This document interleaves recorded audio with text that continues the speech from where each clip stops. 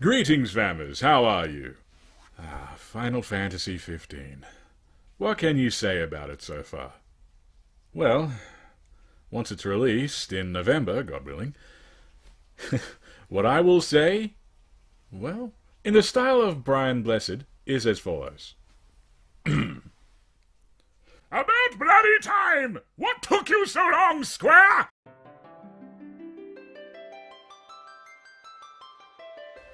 Seriously, I remember pre-ordering the game back in 2006 when it was still called Final Fantasy Versus 13, and that was when pre-ordering was the cool thing to do. From a gaming chain store that probably doesn't exist anymore. There's $20 I'll never get back. Well, I remember talks of how it was going to be released year after year after year after year. Now, after a decade, it's finally happening. It's been in development hell for almost as long as Duke Nukem Forever.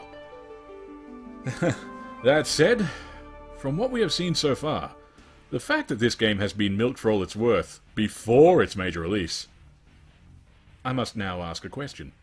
Do we dare hope that the game will be good in any way? So far, there is evidence of a solid game, maybe even a great game.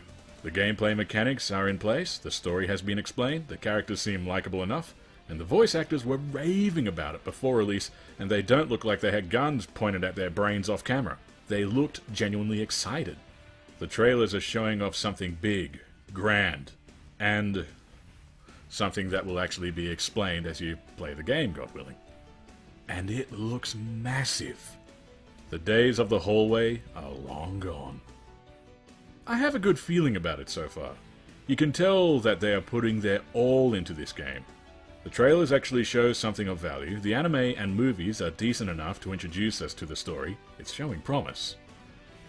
Not to mention the director, Hajime Tabata, is passionate about it, and he has admitted to the mistakes of the past and didn't try to defend it with the Westerners don't understand argument.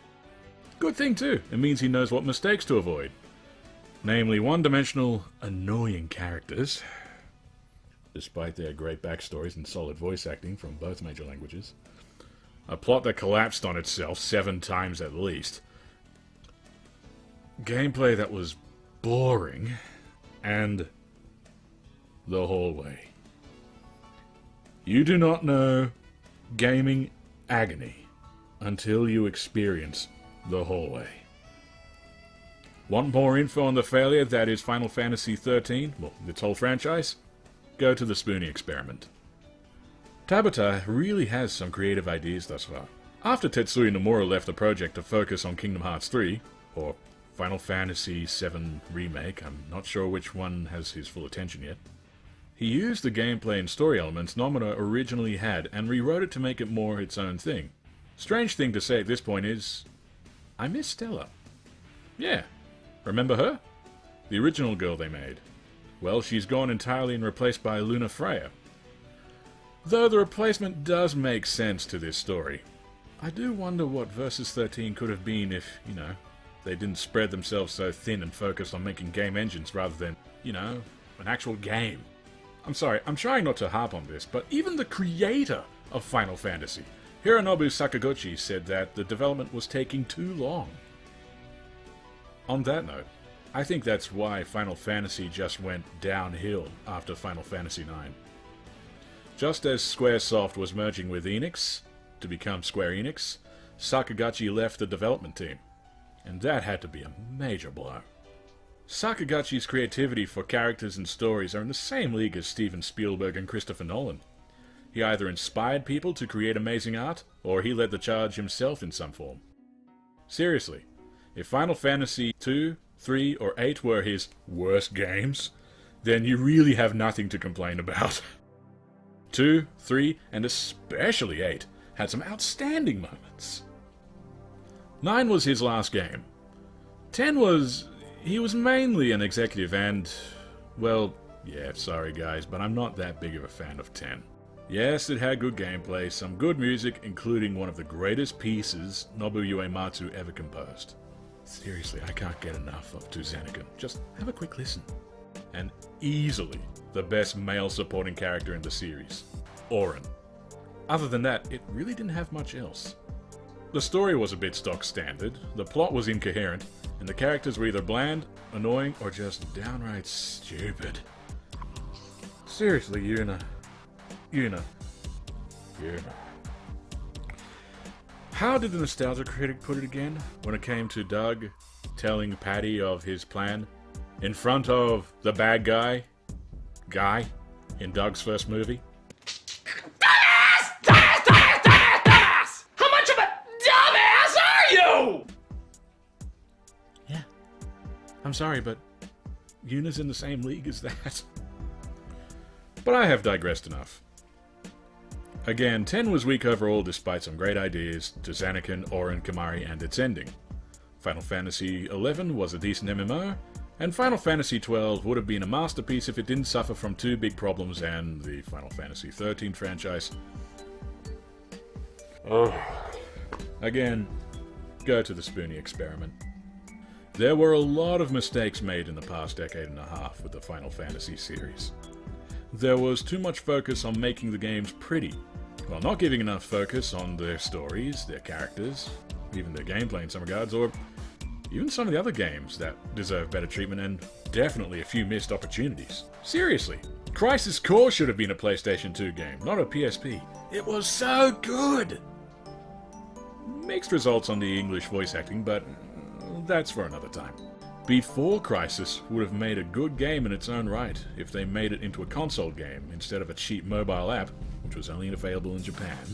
Hell, maybe even a good anime series. Did you see the opening to it? Good lord, it was amazing. Then there was the occasional weird focus like this World of Final Fantasy game, which Elliot is going to cover sometime soon. I'll link that down below once it's up. But as far as I can see from it, I'm sorry, I don't care if it's got good gameplay. It just looks way too, for want of better words, childish. The voice acting is so-so, from what I can tell, but then there are times where it does well. But that art choice is just, to me, it's just asinine. I mean, why are these two characters relatively normal looking, and all the other Final Fantasy characters are pop vinyl mutants? Oh sure, I get it that apparently they turn into pop vinyl mutants as well, the two leads, but I don't know. Also, from what I keep hearing, the story is atrocious. Square, you need to do a lot in order to come back on top of the RPG genre, and I don't know if this is the way to go. I actually have a few ideas, but again, I'll cover that in another editorial. Now back to the main subject at hand, Final Fantasy XV. One thing that actually helps this game in some regards is actually the trailers. Not all game trailers are that deceptive, in fact they are usually accurate. They can be huge hints if the game is going to be worth it or not. They are usually that honest. Almost as honest as these guys. I knew that Halo 2 and 3 would be good experiences from the trailers alone. I didn't know if 3 in particular would be good in terms of gameplay, but I knew it was going to be an interesting experience in terms of story. And I knew Battlefront EA was lacking in content from the trailers I saw. Ugh. Sadly, my suspicions were not only confirmed, they were overly confirmed. EA, don't do that again. Do not anger Star Wars fans. They will take action. And they aren't forgiving, and usually for understandable reasons.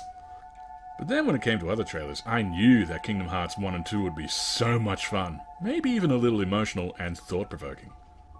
Final Fantasy XIII, as arrogant as this may sound, I knew it was going to suck.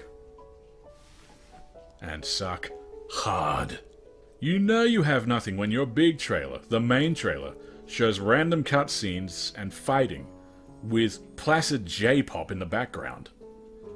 Now, Final Fantasy XV, on the other hand, has several trailers, all of them interesting and a few of them are great. The recent TGS trailer was brilliant. It gave you hints, it gave you the right dialogue hooks, and it used the true Final Fantasy theme. Personally, I think that is Nobuo Uematsu's best work, but again, I will cover that in another editorial. Though that doesn't mean it hasn't come without controversy.